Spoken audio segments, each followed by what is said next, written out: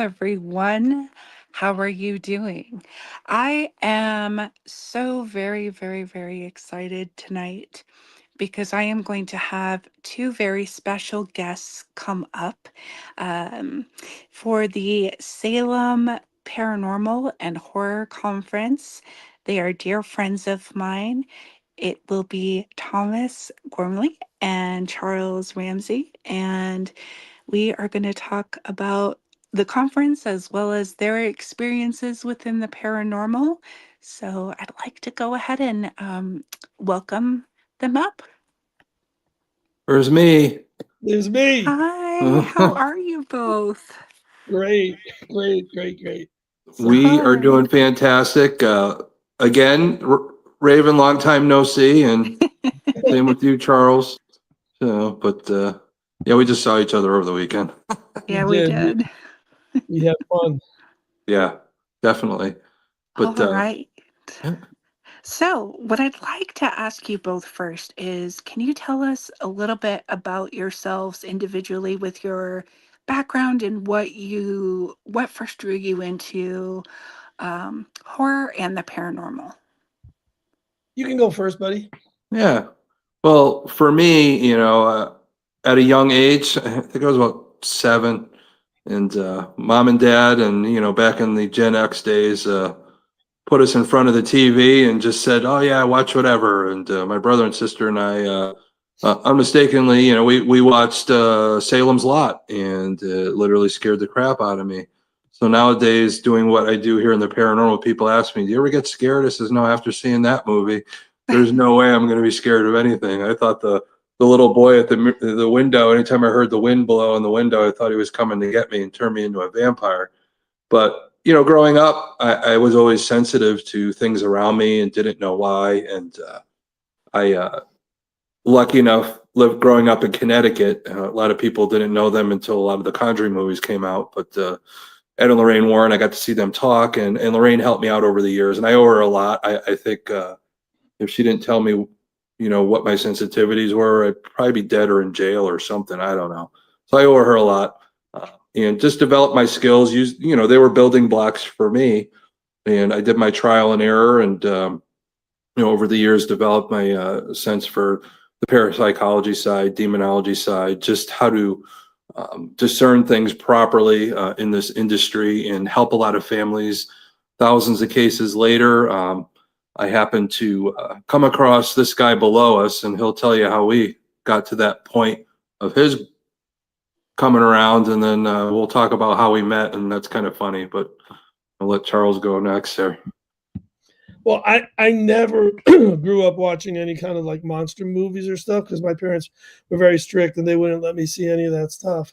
And I was like, thought maybe someday I'll watch, a scary movie. And I did really much later in life. But I was, getting drunk one day at a bar in Stratford, Connecticut. It was called Two Roads.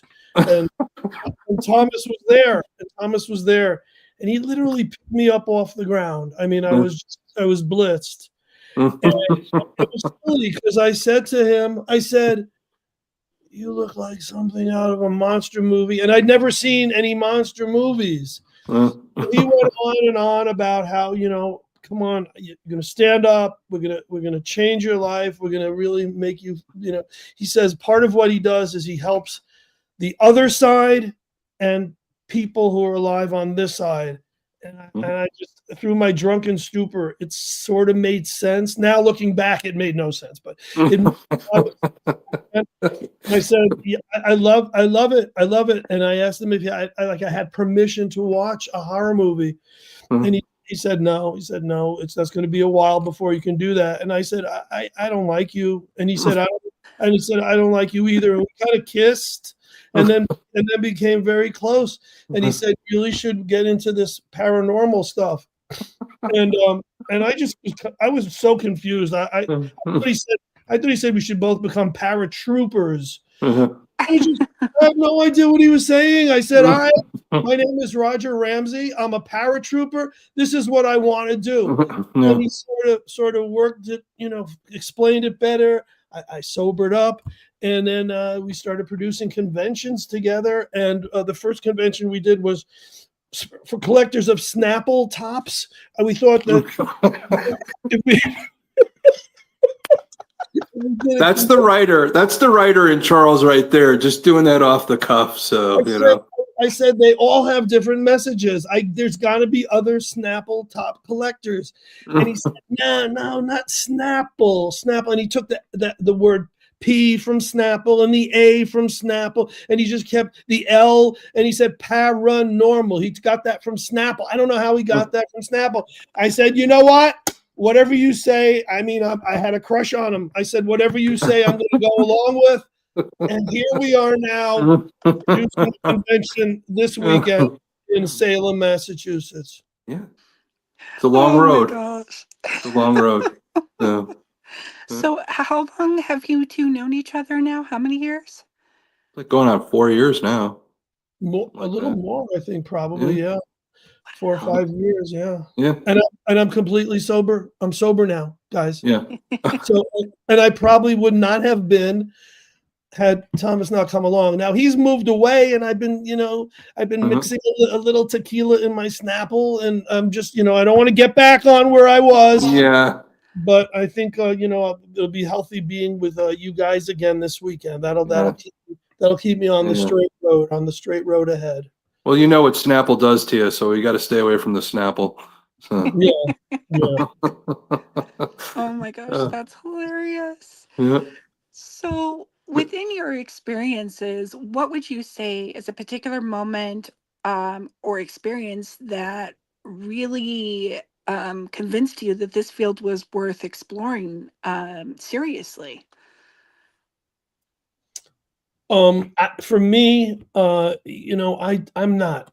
We're called the Shaman and the Showman because it's the yin and the yang. He's the shaman. He senses things. He's a medium, empath, and extra, all of the above. And I'm this just schlemiel who, is along to make people smile and laugh, to flirt with Samaya, to, I have certain things that I do, not very successfully, but I do them. But I had this thing where I was taught to take a lot of pictures sometimes of the same, scene, the same part of a building, whatever. And it's proven that is successful for me, because I'll take like a bunch of pictures, and then in one there'll be a shadow figure. Or I took a picture of Thomas when he was doing the Estes method, and in one of the pictures his face actually morphed, and he had long hair, and we saw this wasn't stuff that we were making up on a drunken bender. This is stuff that we actually saw. And so for me, the revelation was probably that wow, I will continue to take photographs and hope that there's something special in it, because I find that to be like kind of my niche. And that's a tiny niche, but I'm okay with it, because there's people like yourself, Raven, there's people like Thomas who have, a greater being in this whole scenario. That's Geez, awesome. I forgot what the question was. And the question is, what is one, I'm looking at my notes here, what was a particular moment or experience that convinced you that the field of the paranormal was worth exploring seriously? God, that goes way back. I've been at this, off and on since I was 15. But really, what really made me concentrate on it, I helped all kinds of people over the years, but I think it really dawned on me to dig in and do right upon everybody in this, the living and the dead, was after my mom passed away. When my mom passed away back in 2012, I really dove in a little harder to help people because of what my mom went through, and I didn't want people to, have those traumas or things like that that manifested these types of things. And so I went out to help people, just not only with paranormal issues, just also with, PTSD, things like that. And lucky enough, I met Stacia, and we co-founded with her Wardruna. I thought he was going But to say, lucky enough he found me, but obviously. yeah, I know. Luckily, I found Charles, but Charles also, being a Beatles guy, he calls Stacia Yoko. No. She called herself that. I No, take no responsibility for that well, brilliant. you expounded on it, so I yeah, did. yeah. So, but no, it's the thing is, Charles has his Beatles. He does the Beatles stuff. He does the horror stuff where he takes people over to Transylvania, Romania to do Dracula tours, and we do the paranormal stuff together. We're best of friends, and Stacia and I do the Wardruna thing. We all do so many different things, but we applaud each other, we cheer for each other to do all these different things. And we're all very good friends with all, Charles' family, and Charles with my family and all that stuff. So it's a great duo that we got. So It's a great dynamic. It really yeah. is. It's just across the board. I mean, it's mutual admiration, and it's respect, and there's a real love, and it goes beyond the two of us. It's with Stacia, it's with you, Raven. It's just the community. I just there's a lot of craziness that goes on with it, and there's a lot of the backbiting and all. I know all about that, but most of the people that we're surrounded with, I think we're blessed with. Yeah. But it was hard, I had to help Charles get off the Snapple, but we made it. That's awesome. So, what's one case or experience within your within what you've seen that has really still defies like explanation for each of you? Well, interestingly enough, I mean, there's so many now at this point. It's really funny because when I wrote my book, True Ghost Stories of Connecticut, I would ask the people what their most profound experience was, what that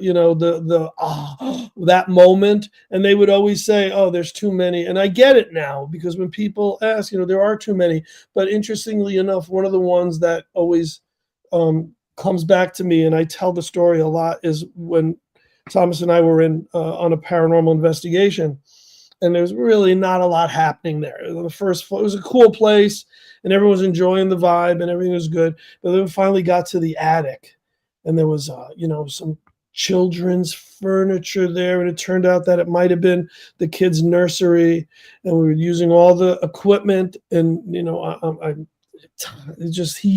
he was talking. And all we were getting was, the static. All we were getting was white noise. And then finally, when the spirit was ready to talk, it said, "Thomas." And you could have just like taken a shovel and taken me off the ground. I was like, wow. And so that for some reason, that one stands out. We've had others that are probably more poignant, more, oh my gosh. And that in itself, it would never make a chapter in a book. But that's the one that comes to mind when you ask that. Well, I know Raven could write one, because she could have a chapter in the book after Ansonia Opera House with the pop-up boy there. But something similar for me, there's so many, but just for the fact that Charles has talked about writing a second book, follow-up to what he was just talking about. And, we're trying to get all these people with their stories from Connecticut again. And Charles and I were talking. He still wants my one story, but I'm writing a book on that myself, so can't give away the big one because it's got too many onion layers. But when you really think about it, that profound moment for our groups that come and investigate with us was the East Haven Shoreline Trolley Museum.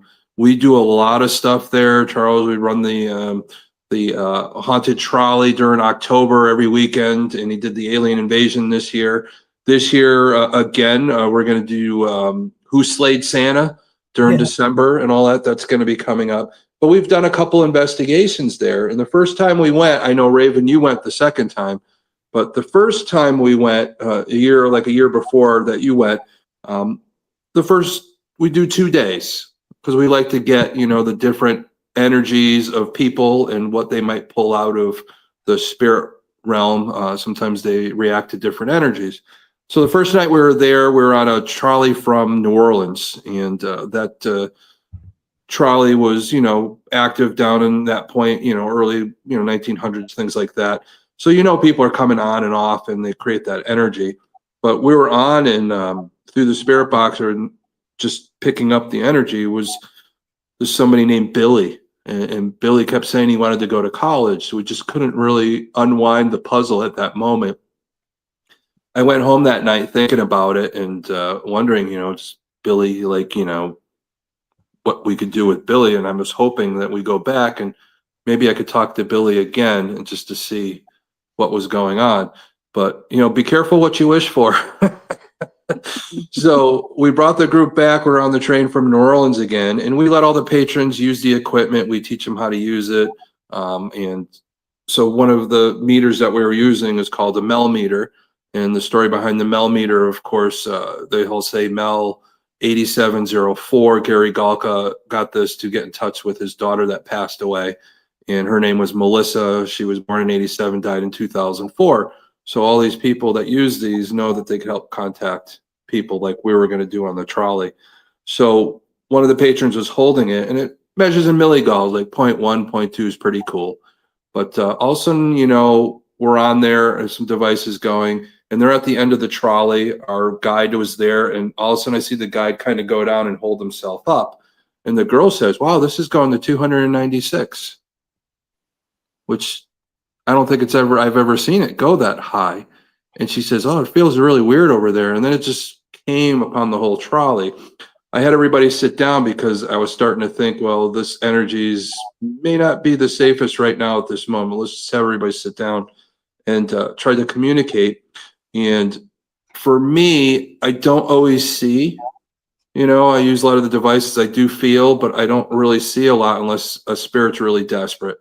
And what I saw was going off in my head like a movie camera was World War II. And it finally dawned on me, and the spirit guides told me that, he died in World War II. That's probably why he didn't get to go to college. So this information, again, I'm a conduit. So the spirit guides tell me what to say. And all of a sudden it dawned on me to say, Billy, you going to war and dying for our country was college. As soon as I said that, you could feel a rush of energy go up the trolley, and the girl holding the meter at 296 immediately went to zero. And just everybody on the trolley, I think for the next 15 minutes, didn't know what to say. They didn't know what they just witnessed.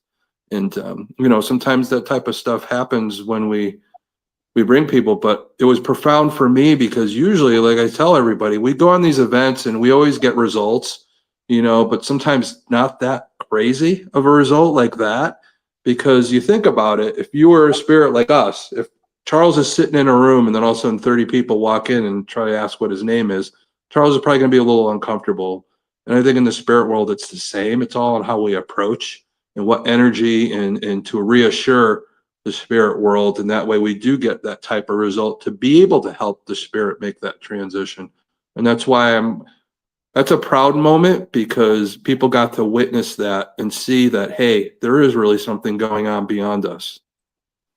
I want to share something with you, Raven. I was on the road in Connecticut, and I get a call from our boy over here, and he says, just out of the clear blue sky, and he doesn't usually call me. He'll text, can you talk? He'll send me Facebook. There's 80 different ways he'll reach me. for some reason he called me and he goes, "Hey, why don't we do an event at New Salem?"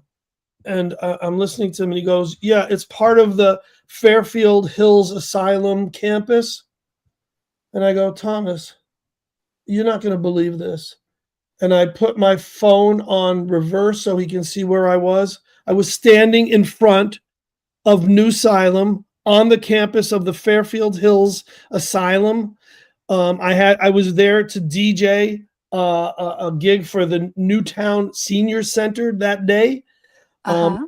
and I think it was the first time I'd been there ever. No, since we actually did something at New Salem, Library event, yeah. an event a few years prior. But just the fact that he had tuned into me and I was there standing in front of this place thinking, man, I'd love to do an event here again. And he said, why don't we do something at this place? And I turned the phone and he goes, yeah, I'm not surprised. It was like so nonchalant. I'm like, again, scraped off the floor and he's just so nonchalant about it. Oh wow, that's an awesome story. I believe it though. I totally believe it. Well, Charles is getting used to hearing my name through the spirit box now. Yeah. But a lot of people don't know it doesn't affect me. Some people, they hear their name, they freak out.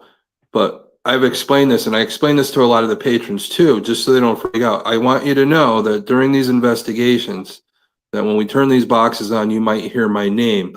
It's an agreement that I have with my spirit guides to let the spirit know if you need help, call his name and he'll know that you need help and he'll help you. And that's kind of what we do, because there's some spirits that are happy to be still around and they know they could transition whenever they want.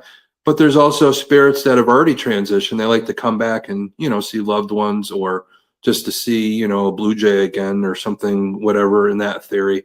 But some are stuck, and those are the ones that call out my name, and we want to help them. And that's what we do, just along with what Charles and I do. But sometimes you get to witness that, like people like Billy, or like when we were the other day in Ansonia helping the little boy get away from the abusive spirit of his mother to get to be with his father who cared about him. So those are big things. Yeah, that was an incredible experience to be able to be a part of that. It Yeah. was amazing. So for people who don't know, this past weekend, Friday and Saturday, we did a paranormal investigation of the Ansonia Opera House in Ansonia, Connecticut, which is an abandoned, huge venue, which was originally an opera house, of course. And this is the first time in history that we're doing 2 consecutive weekends of ghost hunts. Because this Saturday night, as you know, we're doing an amazing place in Salem, Massachusetts, which used to be a funeral home and is now the Salem Art Gallery, housed inside the Salem Satanic Temple. And we're not Satanists, but I think it's going to be an amazing place to do an exploration and to see what what happens there. Very exciting. Because we talk to a lot of people and they say Satanic Temple. But I always tell you, and Charles and I know, Charles and I, when we do events, we make sure it's safe for everybody first. Yes. We're not going to bring anybody into a place where we think, There's a danger. it's dangerous or anything like that. It's just sounds dangerous in the name, but really, I think it's going to be an unprecedented night. With, of course, Charles and I, the Shaman and the Showman there. I know you're going to be there, Raven. But the main mediums, the mediums for the night that are going to be helping you guys out is Dr. Letriana Brown, who was on the show Repossessed, who of course is the CEO of our network here, and of course the one and only Stacia Wills. And a lot of people are going to find out next weekend what a Mulfor is and how important of history of the shamanistic world that a Mulfor is. Don't call her a mofo. No, we're not calling her a mofo. So she only you would, because you still call her Yoko.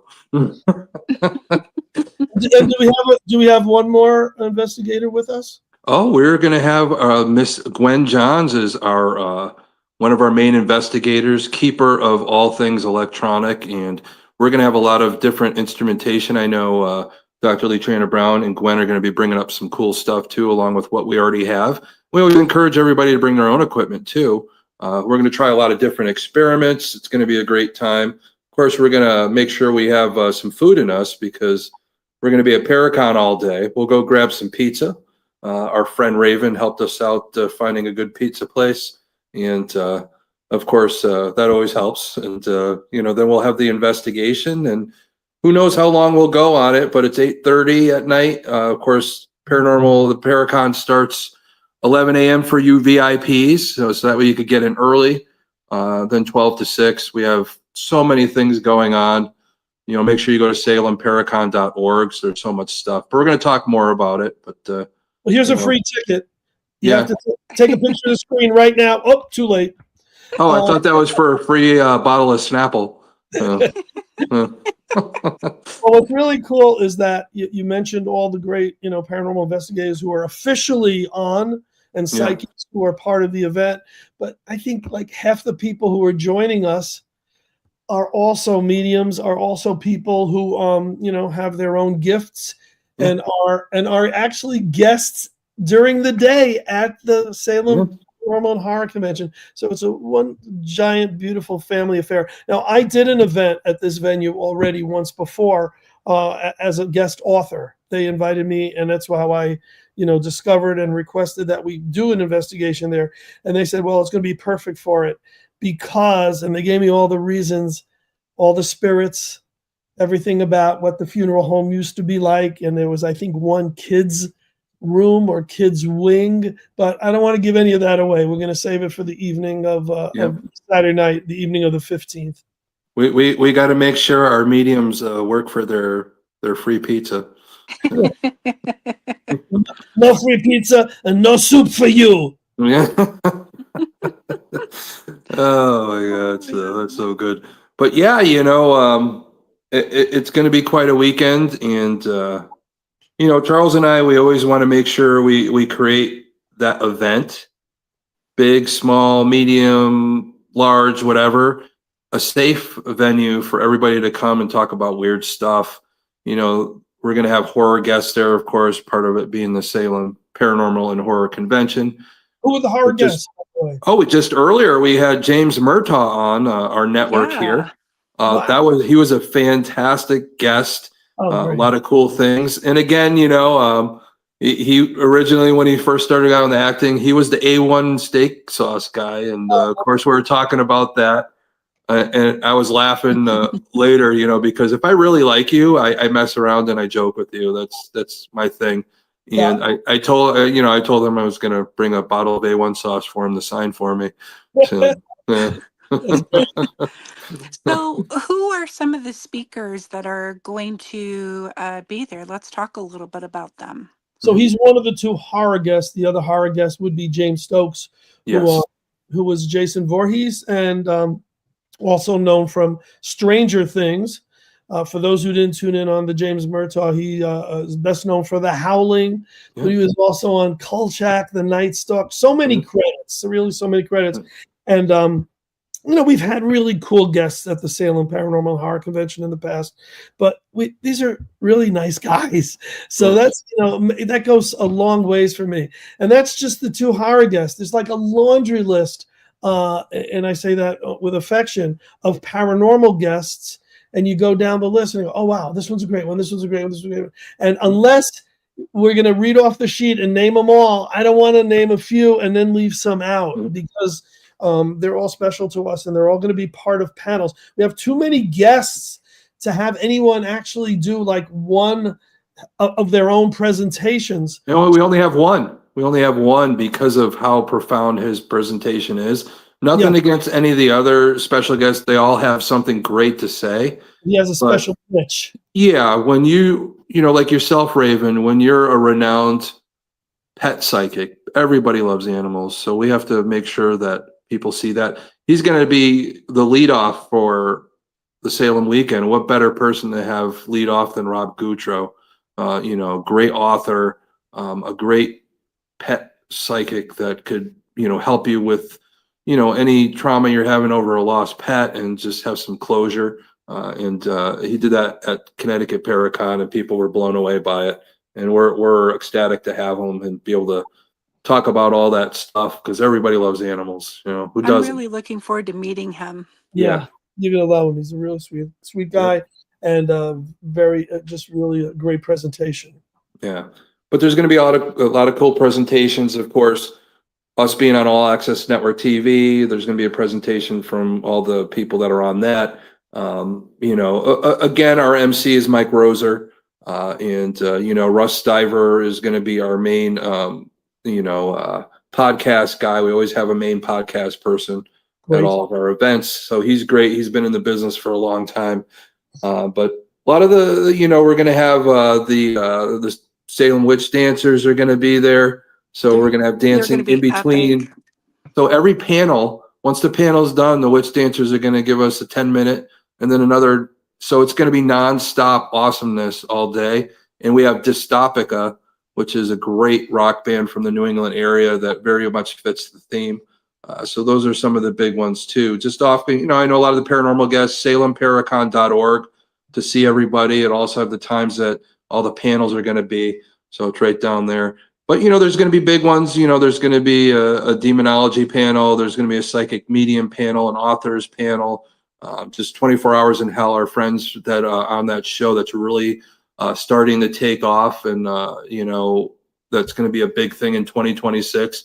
We're glad to have them and have it before it really blows up and get to have them talk about that.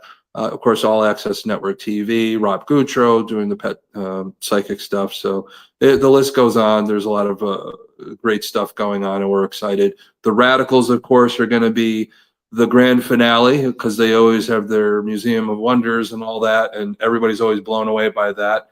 Me, of course, being on the show Serial Killers, Supernatural Murders, to be able to see a fork that Dahmer might have used during his crimes is always awesome. And all the other things that they might bring out is always exciting. So I love them. They're great people. Yeah. Great people. And in fact, they're going to be hosting an event for us the beginning of next year. We have some surprises planned for the beginning of January. Mm-hmm. They're going to be doing an event, a presentation, a program at the Transylvania restaurant in East Haven, which I know you guys love. And then that same weekend, we're going to take off a few months, and then January 3rd, we're going to be doing a paranormal investigation of the Cheshire, Connecticut Masonic Lodge, which I believe goes back to the 1800s. Yes. And it was a train station before, or a way station for a trolley. I don't know. There's a trolley connection somehow, which I love.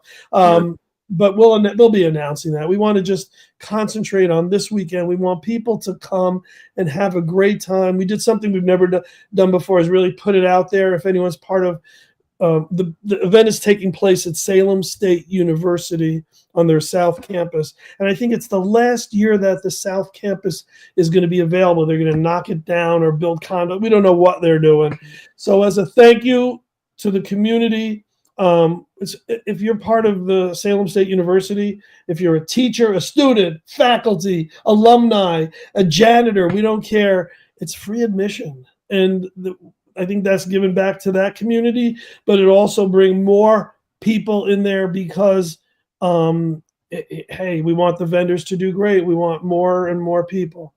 Are we going to be doing a psychic fair in January? She wants to know. We don't usually do in January. If you never recall, we do a holiday one. We do a Christmas one, but we're skipping this holiday one because Thomas is out of the area for now, and we're going to just put it off for a few months and concentrate on these other January events for now, and then come back hopefully with a springtime Psychic Fair Fest for Connecticut. Yep. Excuse me. And she's getting all choked up with the fact that we're not doing a holiday fair fest. I know, right? I know, we're crying. But no, you guys got to realize there's a lot of history at the Salem Paracon, and through the last few years, there's been a lot of great guests and all that. But we were talking about earlier on one of the other podcasts that we were just on that history was made. The amazing Kreskin, his last performance was at Salem Paracon, and it's just those things, those memories that were made with him. And a lot of the people that got to see him that night will be talking about that for the rest of their lives, knowing that they saw Kreskin's last performance. And that's pretty profound. And just seeing people like like I talked about, the 24 Hours in Hell, if that takes off and gets really big, then you're going to be able to meet the people that started it. Just meeting somebody like James Murtaugh, all the movies that he was in, and James Stokes, and you never know, the next movie they're in could be, they could win an Academy Award for, and you could say, I met him.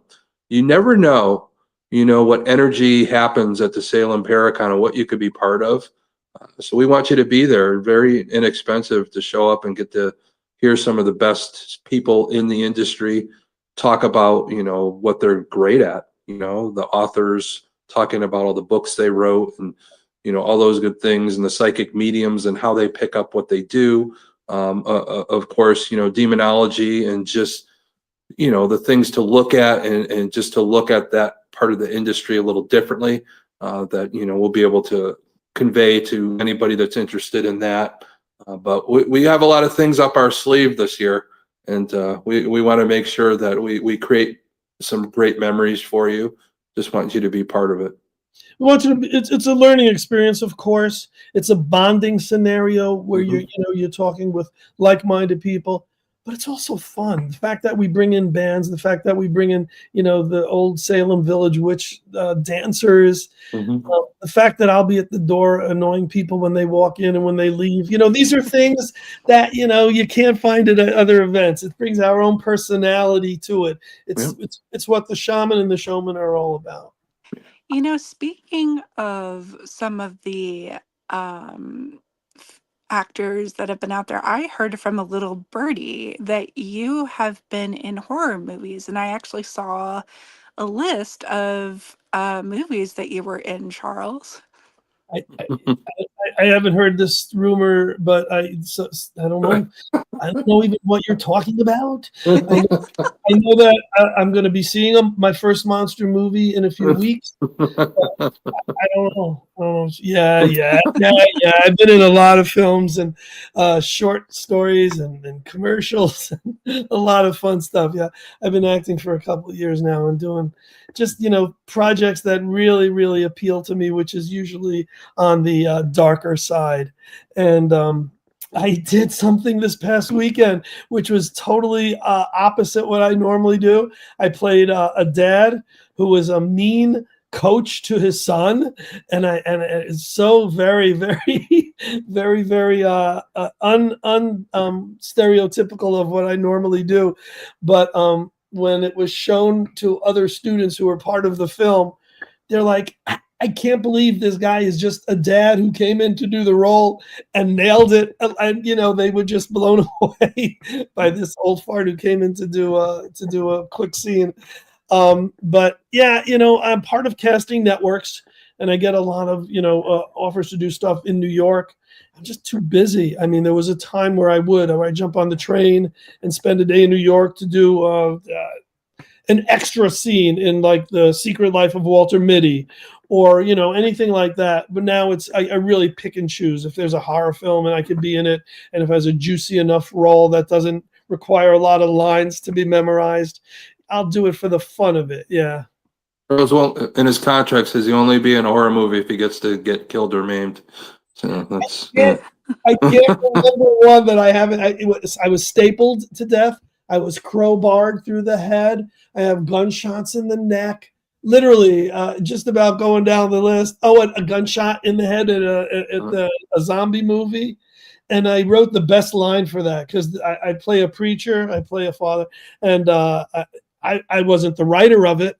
But before the guy shoots me, I go, you got to say, forgive me, Father, which is, the forgive me, Father, if I have sinned.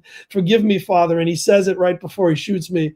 And the director, the writer, they go, oh, my God, that's probably the best line in the whole thing. So I have fun with what I do.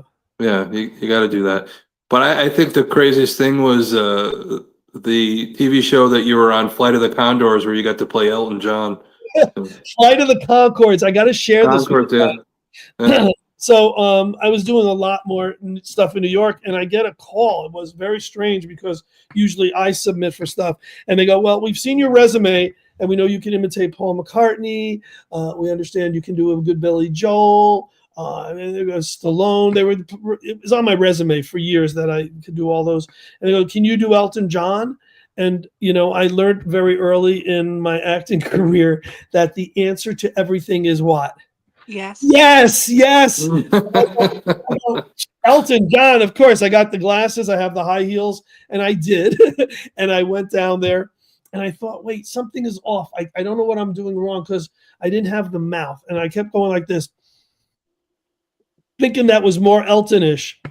And they brought me in, they put the whole wardrobe on, they took eyeliner and put a gap in my teeth. And what? I actually came off like Elton. And I don't know if you guys know the real comedic, great actor. I shouldn't say comedic, but really established actor, Patton Oswalt. And he's the other Elton John in this is Charles Rosenay and Patton Oswalt both play Elton John.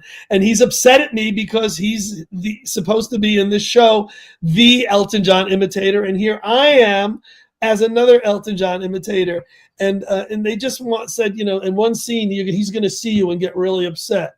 And I did, when he looks at me, I go, I did that and they cut it out. And I thought it was brilliant. I always try to add some stuff to what I do. But it's season 2 of Flight of the Conchords. It's called The Prime Minister. You can probably find it on YouTube or somewhere. And I play Elton John throughout. And there's a bunch of other lookalikes. And that particular episode had another really cool guest star. Oh, Art Garfunkel was in that as well. Nice.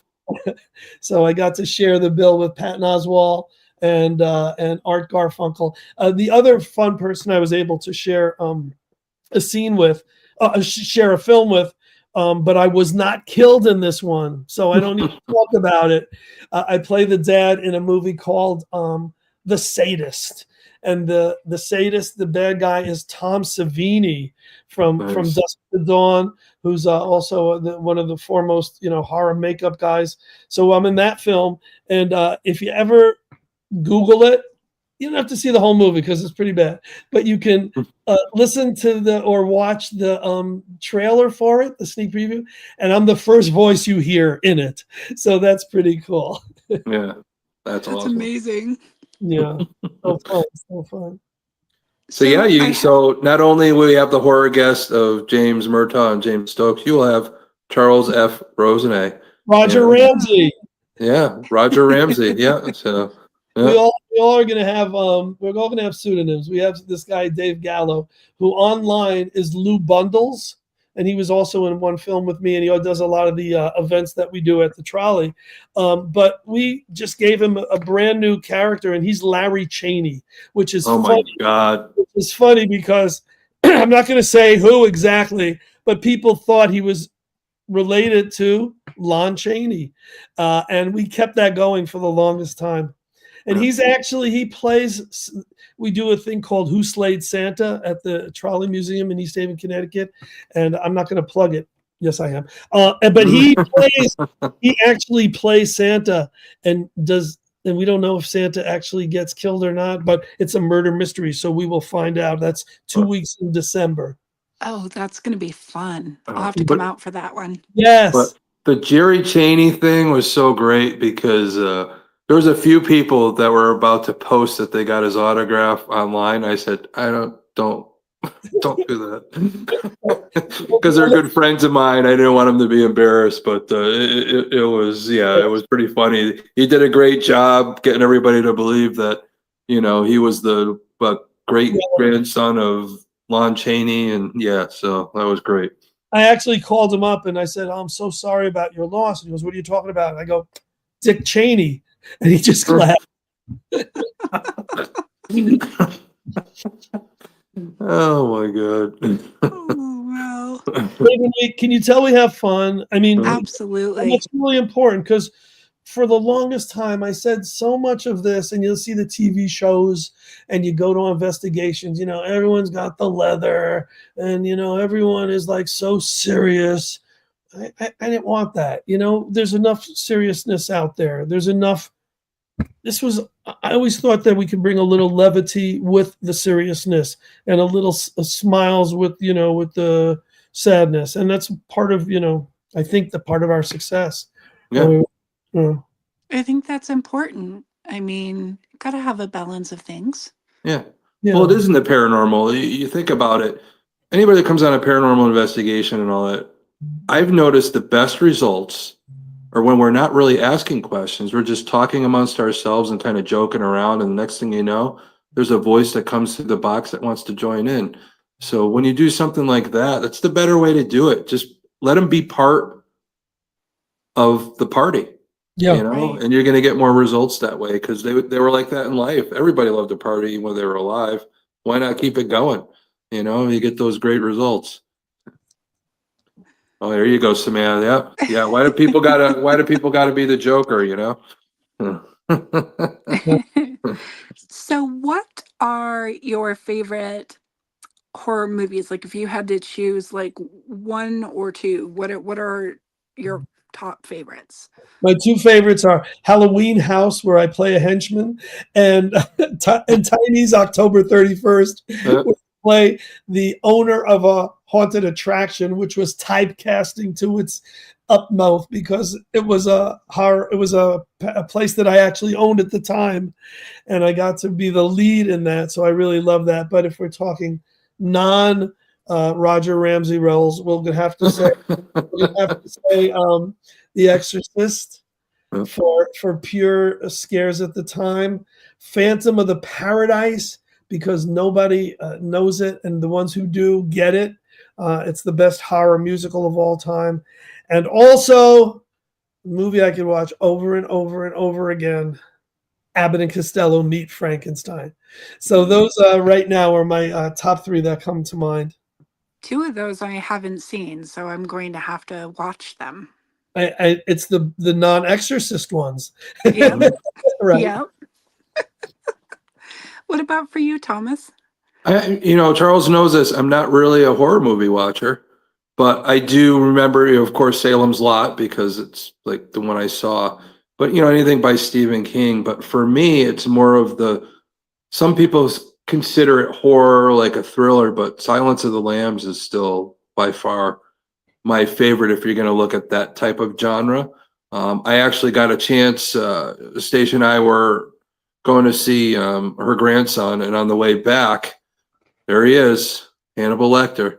Yep. So on the way back nearby, of course, me being the guy I am, I says, "Hey, you know what's nearby? Let's go." And we went, and I did a live from the Buffalo Bill House. And supposedly it's an Airbnb. You could go there, and the people that own it actually redid it all so it looks just like it. You could go down to the basement, and you could put your friend down in the hole and make them put the lotion in the basket if you want, and those types of things. But yeah, by far, Silence of the Lambs, just those thrillers.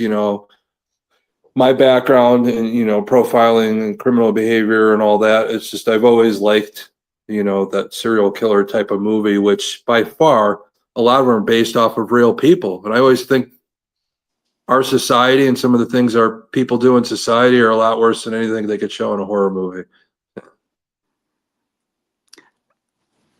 I would say so too. Oh, Yeah, Samantha. yeah, It's yeah. so Some funny. fava beans. That's right. But I think for me, like it's kind of hard because I've yeah, seen a few different ones. And The Exorcist is definitely one of them. But then there are too many. And I don't watch a whole lot of horror movies, but I've got my little collection of different ones that I like to see. I liked Frankenstein when it came yeah, out. yeah. Um, I mean, from what I understand, it actually came out before I was like when I was really young. So, at least the one that I saw. Let's Well, see.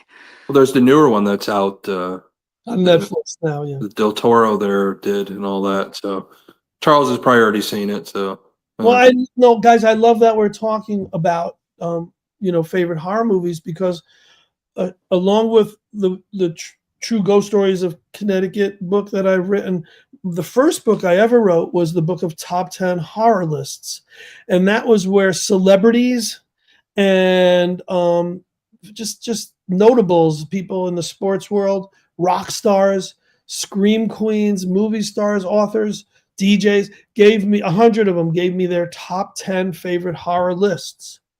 Yeah. And that was the basis of my first book.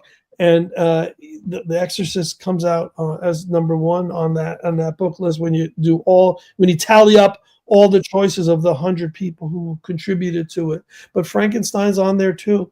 And if you're referring to the first one, which was Boris Karloff, I think it was probably before you were born because it came out in 1931. Oh, well, yeah. Yeah. Well, you forgot Raven's immortal, so she's been around for lifetimes. So. Well, yeah, there's that. Many times. It was a really good movie. Like I've watched the older versions, and I've watched some of the newer ones that have come out with different horror movies, and sometimes the classics are even better than the newer ones. And then you can kind of sit there and do a comparison between the two and find like different things you like about them individually and together. Yeah. Not when Nosferatu came out, there was so much comparison, between the silent and all that. I think what happens is when the new movie comes out, it has its people who love it, and I think that it kind of fades away, and people will then gravitate to the originals. And I think that's the case with Frankenstein and Dracula, and certainly Nosferatu. All the films that, when you think of Dracula, do you really think of I don't know, Jack Palance? Do you think of Bela Lugosi? If you think of Frankenstein, you think of Boris Karloff. That's the face you see, and I think that's the biggest factor. I was at a place today, and the music was playing overhead, and I said to the guy at the counter, "Hey, you must hear this song every day. It's it's on a pipe." I go, "Who sings that?" I don't know. Before my time. And it was a Dean Martin song. And I go, yeah, obviously it's for your time. Did you never hear of George Washington, our first president? He goes, of course I did. I go, well, that was before your time too. It's the stupidest answer when someone says before my time. Because you can always go back to it, whether it's music, whether it's a film, whether it's anything, you can always refer back to it. And nothing is before our time. Yeah. Well, it is. Time's a big thing, especially in the paranormal and all that. But you look at time like that. If you skip time, you miss out on a lot of things. So even you go back in time, especially if you're a horror fan, you want to watch where it all stemmed from, because then you start seeing how, okay, this generation had this the way it was. And then they say, well, let's try this. And it keeps going. And then you get into movies like the Texas Chainsaw Massacre that really, have people to look at horror in a different way. Halloween, stemming to Friday the 13th with the slasher movies and all that. There's always some kind of something thrown in there. And of course, me being the serial killer, like murder type guy, of course, Ed Gein was like probably his real-time story was generated so many things like Psycho, Texas Chainsaw Massacre, of course, Silence of the Lambs, the list goes on. But yeah, real life tends to make horror movies, some of the stories, and yeah, it's part of our time. It's never not our time. These are things you have to look at, and we learn from movies sometimes too. Even if it's a horror movie, we know not to go into the house. We always yell at the screen, "Don't go in there. That's where he is." And they always go in there, and you're like, "Oh, what the heck?" If I were in a horror movie, it always creates those great conversations. What would you do if you were being chased by Jason Voorhees, aka James Stokes, who will be at Salem Paracon this weekend? But those are the things we think about.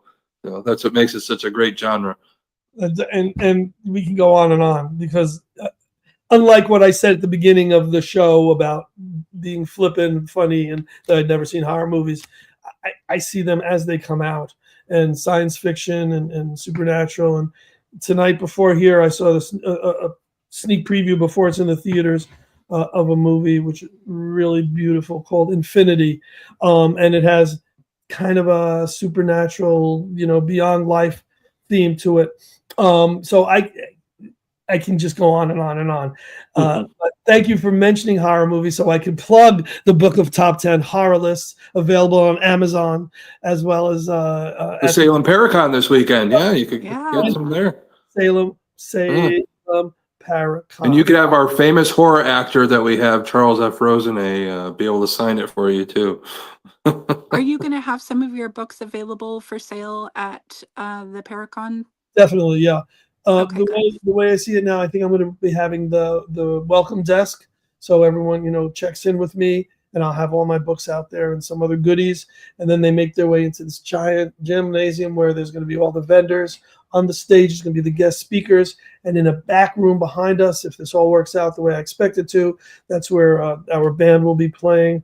So it's going to be great. I just really hope a lot of people come, because you put so much time and effort into an event, and if 1,000 people come, you say, why weren't there 1,500? If there was if there's 2,000, why isn't there 3,000? As a promoter, you always want more and more, and we're just hoping it's going to be an amazing turnout. Mm-hmm. I'm sure it's going to be absolutely incredible with everything that I've seen, all the hard work that you two have put into this. It's going to be a fantastic conference, and I think that anybody within the paranormal, or anybody that's interested in the paranormal, and you live in Salem or you want to come to Salem, should be there. Well, it's funny because the first time we ever did this event, and it was after we did the Connecticut Paranormal Convention, Paracon in Connecticut, I look around the crowd. How many people are from Salem? And no one raises their hand. How many people from Boston? How many people from Massachusetts? How many people from Rhode Island? All the hands go up. How many people from Connecticut? It was the first one we ever did. No one from Salem came. So let's put it out there that we'd love for Salem people to come. But you know what? It's worth a trip from anywhere, from New England, from any part of the States. You're going to have a great time. 2 years ago, we had a girl fly in from Australia. Oh, And we treated her like the biggest VIP. And I think it was the year we had, I think, Tara Buckman, who was the mom, the actress from Silent Night, Deadly Night. And they took pictures together. And she said this was worth the trip. She said, I don't care if there was 1 million people here or 10 people here. For me, I had the greatest time. And that's what we're going to do. We're going to give people a great time. Yep. During the day, SalemParacon.org at Salem State University South Campus. Again, from noon to 6 p.m. If you want to be VIP, come an hour earlier. We'll get you in at 11 o'clock. And then in the evening, we take an hour off to, pack up everything, head to a beautiful pizza place, which we're not going to reveal the location because we don't want people sneaking over there unless they're part of the event. And then we'll go to, again, the Satanic Temple, which is also the Salem Art Gallery, formerly funeral home. And we're doing a paranormal investigation with a whole, literally a paranormal group of all-stars.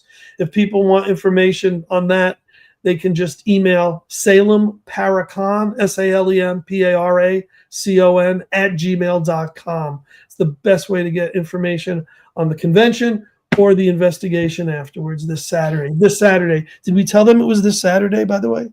I don't know. Yeah, November 15th. Is it this Saturday? I think It's this Saturday.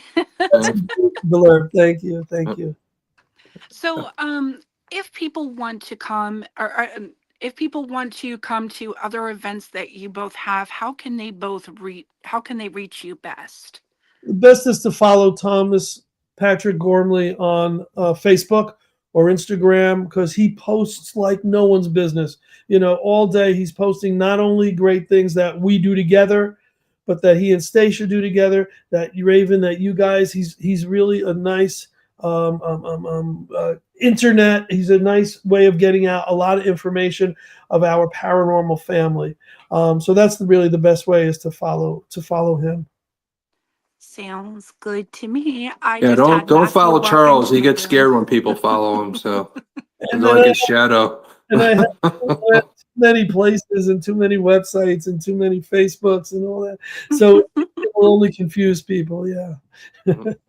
Yeah. Oh my goodness. Well, I just had a Matthew walk into the room.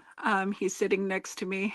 Nice. Hey, Matthew, how are you? What's up, buddy? Hey. There he is. Just got back from Lodge, over in the Oddfellows Lodge in Boston. So. Oh, nice. There you go. It is stupidly rainy over here, so I'm glad to be home. Oh, Good. I love the hat. I love the look. Yeah, look at that. Got the bow tie. There you Had to go. be dapper for tonight. Let me tell you, Yeah. all that ritual. Yeah. You know what? You said odd fellow, and you fit the bill perfectly.